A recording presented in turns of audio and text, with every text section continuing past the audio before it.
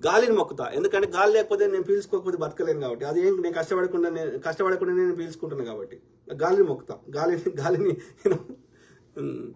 So Telangana Shyam Pagidipalli, ఆంధ్రప్రదేశ్లో ఉన్న TDP party కాస్త బ్రాహ్మణ జనతా పార్టీ అయింది కాబట్టి మీలాంటి వాళ్ళ మీద టార్గెట్ చేశారు ఈ ఆర్య మనువాద బ్రాహ్మణులు. కరెక్ట్, ఎవ్వరు ప్రశ్నిస్తే వాళ్ళ నోరు మోపించే ఇది చేస్తున్నారు.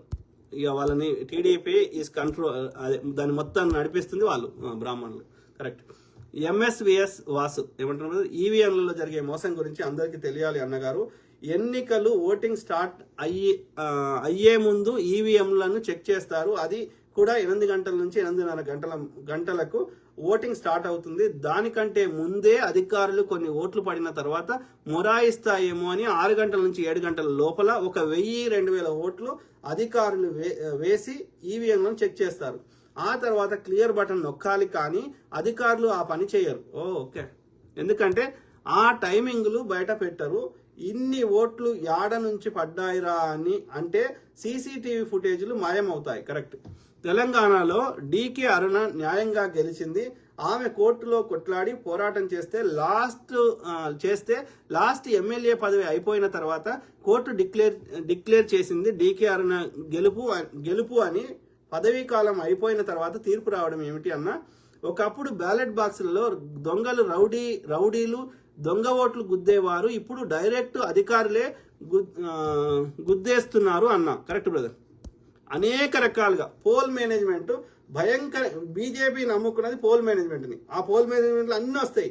ఏది యొక్క పైసలు వంచేది వస్తుంది, తర్వాత యొక్క బెదిరించేది వస్తుంది, ముందే పోయి వాళ్ళ ఏళ్ళకి ఇంకు పెట్టి వచ్చేది, వాళ్ళకు ఈ బూత్లో వస్తే ఇంకో బూత్లో బొమ్మనేది, లేకపోతే ఈవీఎంలలో మోసం చేసేది, లేకపోతే కేంద్ర ఎన్నికల కమిషన్ మోసం చేసేది, నంబర్లను తారుమారు చేసేది, ఇవన్నీ పోల్ మేనేజ్మెంట్ కింద వస్తాయి. ఎస్, వాళ్ళు అన్యాయం ఒక 20% వాళ్ళకి ఓట్లు పడుతున్నాయి. 20% ఓట్లు పడితే మిగిలిన 20%, 20% పైన వాళ్ళు మోసం చేసి తెచ్చుకుంటారు. ఆ విధంగా వాడు గెలుస్తారు. 20% కంటే తక్కువ వచ్చింది అనుకో, మొత్తానికి మోసం చేయరాదు కాబట్టి ఆ రాష్ట్రాల్లో వస్తలేరు, తమిళనాడు, కేరళ అట్లా. ఓకే, అది పరిస్థితి. దుర్మార్గులు, దుష్టులు, నీచులు, నికృష్టులు. ఈ ధర్మయుద్ధం చేయనప్పుడు అది గెలిపేందుకు అవుతుందిరా? మా టైం వేస్ట్ చేయకు. ఎన్నికలు భారతదేశం నో లాంగర్ డెమోక్రటిక్ కంట్రీ రాసేయి, రాజ్యాంగం చింపేసేయి, నీ మనువాదాన్ని ఇంప్లిమెంట్ చేసేసేయి, బ్రాహ్మణులు మాత్రమే పరిపాలిస్తారని రాసేసేయి. మేము నోరు మోసుకుంటాం, ఇక మాకు వేరే దారి లేదు కదా. నీల హరీష్, జనసేన పార్టీ పేరు కూడా నమో వెంకటేశ అనే సినిమాలో హీరో వెంకటేష్ ఒక ఎమ్మెల్యే మీటింగ్కి మిమిక్రీ చేయడానికి వెళ్తాడు. అక్కడ బ్యాక్గ్రౌండ్ ఫ్లెక్సీ మీద ఉండే పేరు జనసేన పార్టీ. దానిని కొన్ని సంవత్సరాలు ఈ పవన్ కళ్యాణ్ కాపీ కొట్టాడు. ఇది వీళ్ళ నీతి జాతి. Correct brother. వానికి నేనేమంటున్నా, ఊగిపోకుండా ఇట్లా పిచ్చి చేయకుండా నార్మల్గా ఓకే, ఒక ప్రజలు అడిగిన ఒక్క ప్రశ్నకి ఓపికగా సమాధానం, ఎనీ టాపిక్, ఏ టాపిక్ అన్నా తీసుకొని దాని మీద ఒక 2 నిమిషాలు ప్రశాంతంగా మాట్లాడమని చెప్పండి నాకు పవన్ కళ్యాణ్ గారిని. He does not have understanding of anything. ఒక్క విషయం మీద కూడా 1% కూడా పరిజ్ఞానం లేని మూర్ఖుడు ఎవరు అంటే పవన్ కళ్యాణ్. Worst fellow. వాడేందంటే ఈ చంద్రబాబు నాయుడు ఉద్దేశం ఏంటంటే వాని ద్వారా కాపుల ఓట్లు వస్తాయని వాని బాధ, అంతే. కాపులు బాగానే ఉన్నారు ఆంధ్రప్రదేశ్లో. ఆడ కులం మీద కులమే మొత్తం కులం మీదనే నడిపిస్తారు. తెలంగాణ శ్యామ్ పగిడిపల్లి, ప్రజాస్వామ్యంలో ఒక మనిషిని కొట్టడం తప్పు, అంతేగాని కడుపు గాలితే తిట్టడం తప్పు కాదు. ఫిజికల్ గా చేస్తేనే తప్పు, మిగిలింది ఏది తప్పు కాదు. ఎవడన్నా తప్పు చెప్తే నువ్వు సరి చెప్పు, నీకు కూడా చెప్పుకునే హక్కు ఉంది కదా, నువ్వు కూడా చెప్పుకోవచ్చు కదా. నేను తప్పు చెప్పినా అనుకో, వాడికి తెలియలేదురా అయ్యా వాడు చెప్పింది తప్పురా, ఇది నిజమని నువ్వు చెప్పుకో. నువ్వు చెప్పింది కరెక్ట్ అంటే నేను నమ్ముతారు, నేను చెప్పింది కరెక్ట్ అనిపిస్తే నాది నమ్ముతారు. కానీ మాట్లాడొద్దు అనే హక్కు నీకు ఓడిచ్చిర్రా అయ్యా. అంటే ఏం చేయాలి? మొద్దు పని చేయాలి, ట్యాక్సులు కట్టాలి, నోరు మూసుకోవాలన్నా? అయితే మేము మాట్లాడము, మేము ట్యాక్సులు కట్టాం. తీసేయి, జిఎస్టీ తీసి పడతాం, లేకపోతే ఎక్సైజ్ సుంకాలు తీసేసాయి. మేము కట్టము, మేము మాట్లాడం. ఇక ఏం చేసుకుంటూ చేసుకో కదా అంటున్నారు. దొంగలు ఉన్నారు. తెలంగాణ శంపకుడు అన్న లైవ్ అయిపోయాక నాకు FIR ఫార్వర్డ్ చేయి, నేను చూస్తా. అసలు వాళ్ళ కథ ఏందో మీరు భయపడకండి, మేమందరం నీకు సపోర్ట్గా ఉన్నాం.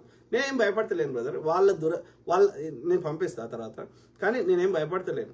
చేసుకుంటే చేసుకొని 4 రోజులు జైలు ఉండొస్తాం, అది అంటే ఇది ఇండియాలో ఉంది. కానీ ఇక్కడ పెట్టినా సరే పోయేసి వస్తాం, ఏం చేస్తాం?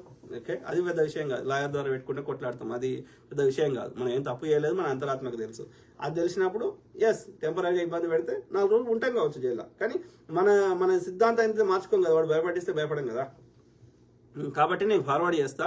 కాకపోతే నేను చెప్పే ఉద్దేశం ఏంటంటే వాళ్ళ పరిపాలన ఇట్లా ఉంది, ఎంత దుర్మార్గులు ఉన్నారు.